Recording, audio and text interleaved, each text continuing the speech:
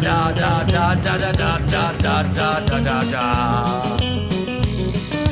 Když si prohlíd šéf můj trak, řekl, že je to pěknej vrak a že má novej nákladák teď k mání. Když uvážil mý proporce, tak mi vzkázal po holce, že upravěj ho podle mýho přání. Tu noc jsem nešel vůbec spát, na papír jsem musel dát všechno, o čem může šofér snít. Tak na dlouhým papíru z nich plánek traku na míru, s tím, co všechno v kabině chci mít. Velkej špajs na jídlo, koupelnu v ní vřídlo, vanu bidet, sprchovací kout. Tam, co je zadní platí, chci prádelník i šatník a přes zouvárnu, kde bych se mohl zout. Všechno otá do zet, musí mít i klozet a ložnici jak hřiště na kriket. Křesílka a stolky a válendu pro holky a pro mě postel aspoň 2x5.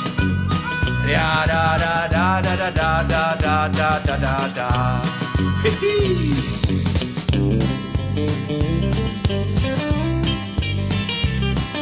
Ráno s plánkem trakovým vrhnul se pak celej tým na bočnice, podlahu i střechu.